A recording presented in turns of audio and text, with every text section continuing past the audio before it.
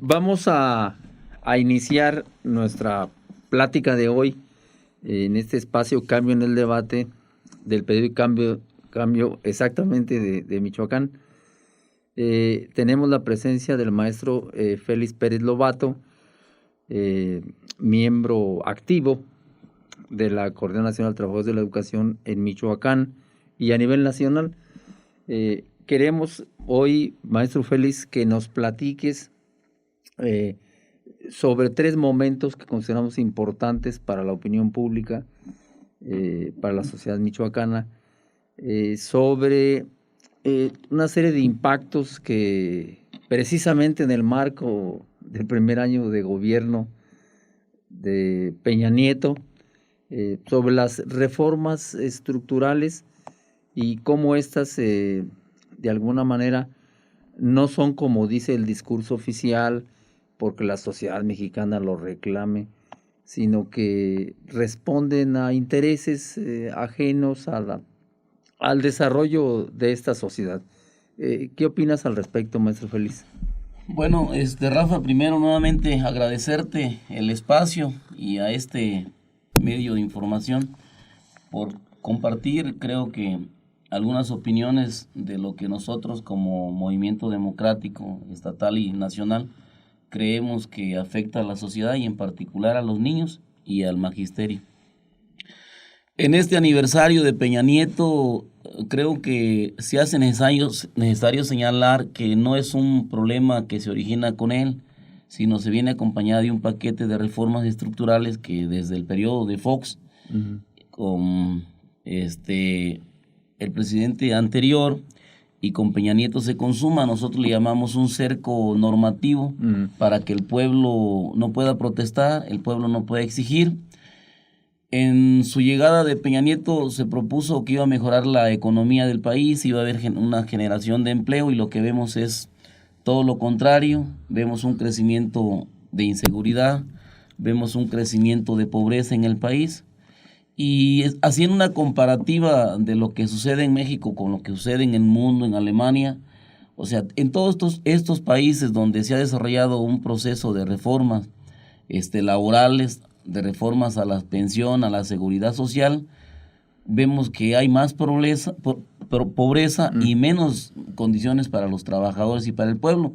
Entonces, este ensayo del neoliberalismo por querer controlar el mercado, creo que en México va a haber una repercusión mayor. Si ahorita tenemos un número de pobres, creo que se va a multiplicar. Yo creo que esto habría que tenerlo muy claro. Se habla de 53 millones 53 millones de pobres. Y se habla de 53 gentes muy ricas.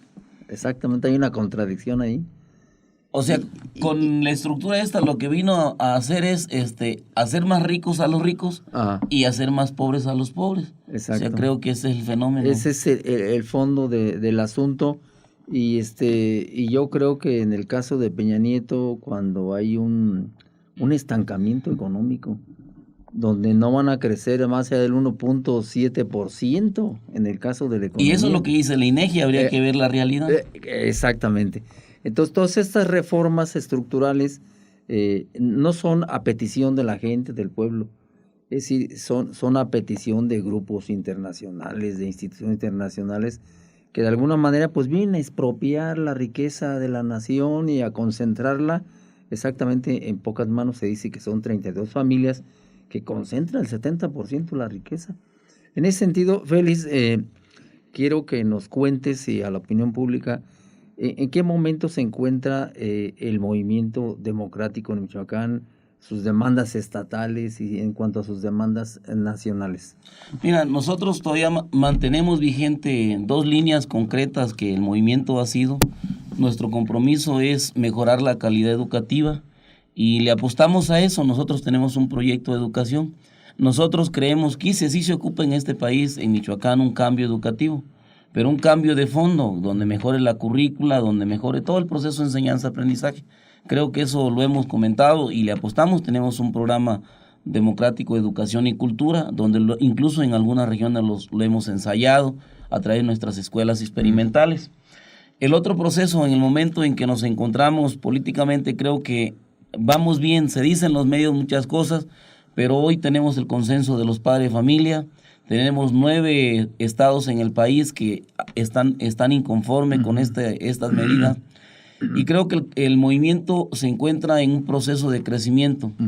Nosotros creemos que se ocupan 2 vías en este país para que la educación cambie.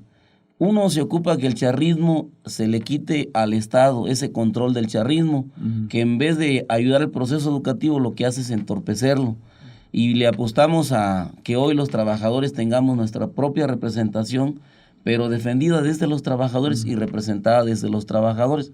Y el otro proceso, creo que a nivel nacional tenemos una jornada de lucha presente, tenemos nuestro plantón, que el día de ayer participamos en este aniversario que de Peña Nieto. Nosotros más bien vemos el día luctuoso, porque hubo golpes, hubo masacres sobre varios compañeros en la protesta de este señor. Entonces consideramos que la jornada se encuentra en buenos términos.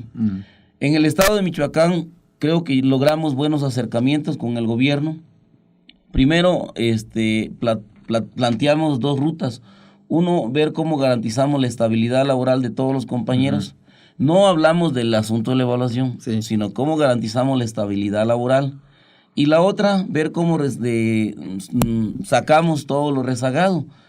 Hablamos de trámites de compañeros que le deben 2 años, 3 años y que ya devengaron su salario. Entonces creo que con el gobierno del Estado nos encontramos en este momento.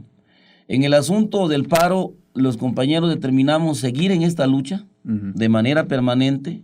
Nosotros creemos que va a haber otros momentos de confrontación cuando intenten modificar las leyes estatales de educación en todo el país.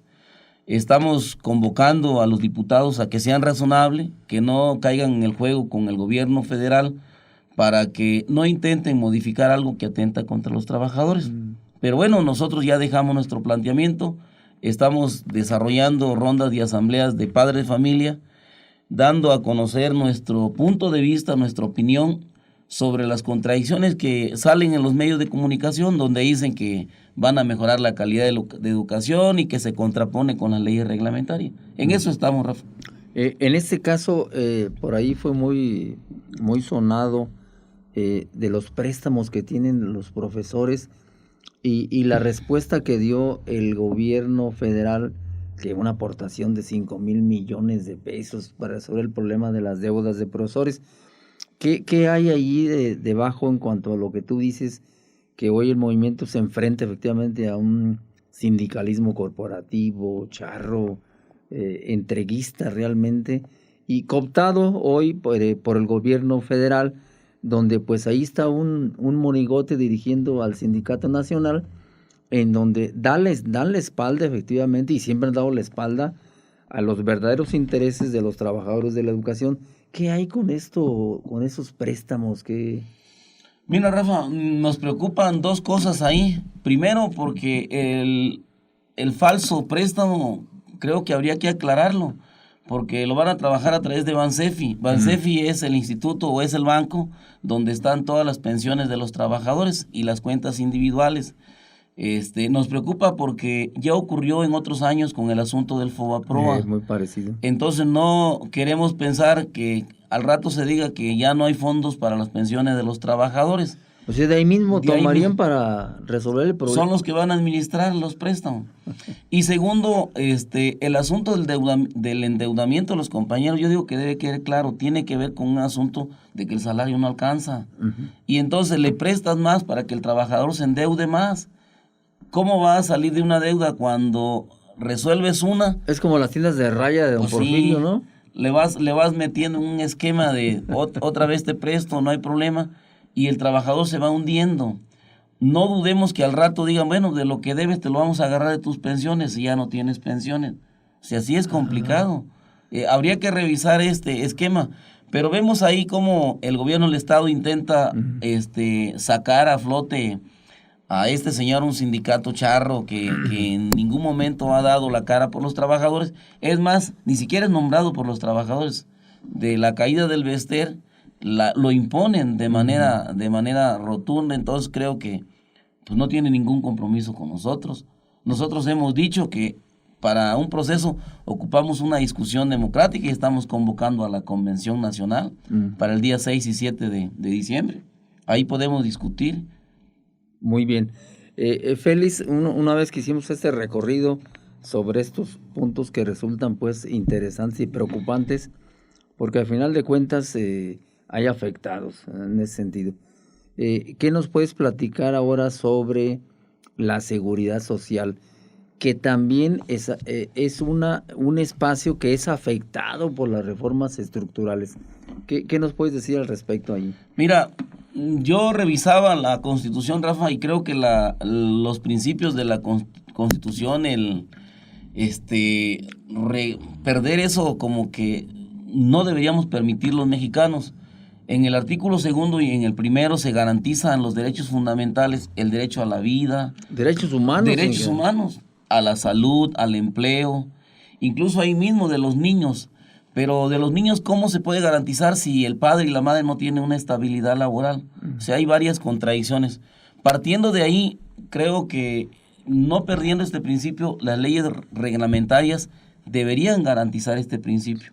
Uh-huh. Pero lo que encontramos con la ley estatal, la Ley General de Educación, la Ley del Servicio Profesional Docente y la Ley del ISSSTE, vamos a encontrar que un trabajador, si está enfermo, Rafa, uh-huh, por alguna enfermedad crónica degenerativa, llámese hepatitis, cáncer, problemas de columna, la que sea, no puede desempeñar sus funciones uh-huh, como docente o en el área en que esté. Uh-huh. Nosotros en el Estado habíamos venido trabajando algunos logros para que los compañeros uh-huh pudieran sostenerse.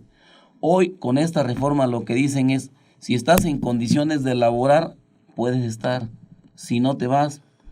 En la ley del ISSSTE, para que un trabajador pueda tener derecho a retirarse, ocupa que tenga mínimo 15 años. Uh-huh. Y tiene que ser calificado por un instituto donde diga que efectivamente tiene una enfermedad crónica degenerativa y que no tiene condiciones de labor. Al final, ¿qué va a ocurrir? Que este trabajador, si lo corren, pierde el empleo, pero también pierde la prestación médica. Ay, y lo mandan a la muerte. O sea, nosotros creemos que indefenso. Indefenso. Yo creo que esta parte de lo frío de la ley habría que tenerlo claro. Y en el magisterio, nosotros la única enfermedad profesional que tenemos son nódulos en la garganta. Uh-huh. Y entonces todas las demás no pueden ser consideradas como enfermedades profesionales. Entonces, es un problema grave que tenemos ahí los compañeros que están en esa condición. Y esto ya está. ¿Y tenemos alguna estadística, algún diagnóstico de qué podemos hablar? ¿Cómo? En el Estado tenemos más de 1,000 trabajadores con esta condición. En el Estado. ¿Más de 1,000? Más de 1,000. Compañeros que tienen problemas de cáncer, que van a quimio, problemas de columna vertebral, problemas de dermatitis de la piel, porque compañeros que trabajan mucho tiempo en el sol, maestros de educación física, intendentes. Son una serie de enfermedades que fueron ocasionadas por el empleo. Más de 1,000 casos. Más de 1,000 casos. Entonces sí se ocupa que se vea lo frío. Nosotros hemos convocado al gobierno del Estado. Aquí están los compañeros. Pues despídanlos ustedes, pero despídanlo ante los medios de comunicación para que vean qué tipo de personas están despidiendo. Claro. Porque ahí es donde vemos la injusticia de la ley. O sea, de estas leyes reglamentarias. Es lo frío, lo duro o la muerte de los trabajadores. Y es lo que no se ve, Félix. Y es la parte que no se ve, Rafa. Y es la parte humana importante. Entonces, son leyes, pues nos enfrentamos a leyes injustas. Ahí es donde nosotros decimos las contradicciones de la ley reglamentaria con la Constitución. Ajá. Entonces, sí ocupamos que haya claridad en el pueblo. Si estás hablando de los derechos humanos, y nosotros en México, por ejemplo, lo escribí en el periódico el día de hoy, si hablamos de la Declaración del Universal de los Derechos Humanos en la ONU, se habla de 58 derechos. Y el gobierno mexicano, que es un gobierno de derecha, llámese PAN, PRI o PRD, de alguna manera están violentando 44 derechos humanos en México. Y ahora que planteas tú, donde hay 1,000 casos de compañeros y compañeras en esta situación, realmente nos enfrentamos a una injusticia y donde no se distribuye la misma riqueza, pero fíjate cómo distribuimos la injusticia. Ahí hay un ejemplo, Rafa, cuando hacen la comparativa o el gobierno, cuando habla de regularizar a todos los trabajadores, esta comparativa de regularizar a los trabajadores que están en de aviadores. No. O sea, entiendo esta parte, pero ¿cómo lo comparan con los compañeros con cuestiones de salud? O sea, estamos seguros que todos estos corruptos, todos estos aviadores los van a regularizar. Le van a buscar una vía porque algunos trabajan para el gobierno, otros trabajan para algún diputado, tienen algún puesto y no desempeñan la función de docente. Pero estos compañeros que dieron su vida, que prácticamente la salud es parte de todo el problema que tienen ellos, o sea, el trabajo originó esta consecuencia, no se les apoye, no se les considere. Y ese es como estaban planteando todo lo que es el proceso neoliberal, esta integración económica, cómo convierten a estos seres humanos en desechos, es cómo se margina, cómo se excluye exactamente, pues esta parte de la vida, que al final de cuentas yo creo que nadie va a desear tener una enfermedad crónica. Algunos datos que traigas tú por ahí sobre esto en Michoacán, aparte de los 1,000 casos. Mira, incluso hay otro problema que yo digo que a lo mejor sería otro tema de conversación. Estamos hablando de los trabajadores federales, Rafa. Ajá. O sea, los trabajadores federales, porque la ley del ISSSTE los protege, pero los trabajadores estatales que no tienen, lo único que tienen con el ISSSTE es la atención médica. Los trabajadores estatales, su situación es más complicada. A ver, ¿cómo está eso? Los trabajadores estatales, en el momento en que se jubilan, si es que tienen los 30 años, porque el requisito es 30 años de servicio, en ese momento que se jubilan, los trabajadores, si estás en buenas condiciones, te mandan al Seguro Social. Un trabajador de 60 años pues no va a estar en buenas condiciones de salud. Y si no estás en buenas condiciones, te mandan al Seguro Popular.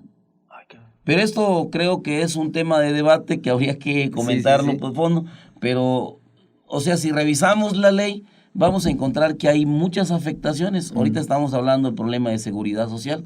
Vamos a encontrar otros problemas que habría que luego ponernos de acuerdo pues, para plantearlo. En esto de la seguridad social, porque al final de cuentas tiene que ver también con la reforma laboral, tiene que ver con una intencionalidad del sistema económico, del poder pues yo diría de explotación definitivamente, cómo se van destruyendo lo que tiene que ver con grupos, con clases sociales, con movimientos sociales. Hay como una tendencia a destruir la parte colectiva, la parte pública. En ese sentido, ¿cómo lo observas tú? ¿No va en esa intención? Mira, yo creo que todo el paquete de reformas estructurales es todo lo público convertirlo en privado. Creo que eso es muy concreto. No apunta, por más que se diga que son reformas de corte social, incluso la reforma hacendaria, no apunta a mejorar las condiciones sociales de la sociedad, incluso menos esta. La reforma laboral, lo que legalizaron fue el trabajo, más bien los contratos temporales. En vez de tener hoy trabajadores de base, tienen trabajadores temporales. Creo que todas estas medidas lo que apunta es a desaparecer todos los derechos que tenemos los trabajadores. Ese es el fondo. Llámese derechos laborales, llámese derecho a seguridad social y todos los que tenemos. Entonces yo creo que el problema es delicado, Rafa. Nosotros los trabajadores, el pueblo de México debe tener muy claro lo que viene sucediendo. Este modelo lo que arrastra es que al final tengamos una situación difícil en el país. Apunta a que en pocos años, si el gobierno no le apuesta a resolver, en México pueden suceder cosas graves. Y pues cosas graves son graves. Tú ves toda esta parte de los levantamientos de las comunidades de autodefensa en Michoacán. Pudiera ser Michoacán, digamos, punta de lanza para, pues de alguna manera, parar todas las reformas estructurales. ¿Tú ves a Michoacán como punta de lanza en ese sentido? Yo veo a Michoacán como un estado maduro, consciente políticamente, y donde la sociedad se dio cuenta de que lo que se intenta hacer a nivel nacional no es mejorar las condiciones de los trabajadores. Pero también veo un Michoacán peligroso, Rafa, porque el gobierno tiene las manos metidas en algunos procesos. Entonces yo no quisiera hablar mucho de los grupos de autodefensa, no lo conocemos mucho, y como sección 18 hemos sido muy cuidadosos, pero no apunta a que sea un movimiento claro del pueblo, tiene creo que otros orígenes. Y yo en esas cuestiones, nosotros como magisterio hemos sido muy respetuosos de la forma de organización del pueblo, y más bien le apostamos al trabajo colectivo y al trabajo popular. Y en el trabajo popular pues vamos en un proceso de construcción, trabajando. Va en esa vía correcta, digamos, políticamente, y se sigue manteniendo el movimiento, esa parte de la parte jurídica, la parte política y la parte educativa, como tres ejes, creo yo, fundamentales que apuntan exactamente a cómo ir construyendo un sujeto político nacional que realmente se fijen los intereses de la gente, de los de a pie, la gente de la calle. ¿Pudieras decir entonces que el movimiento en Michoacán, el movimiento magisterial democrático, va orientado correctamente?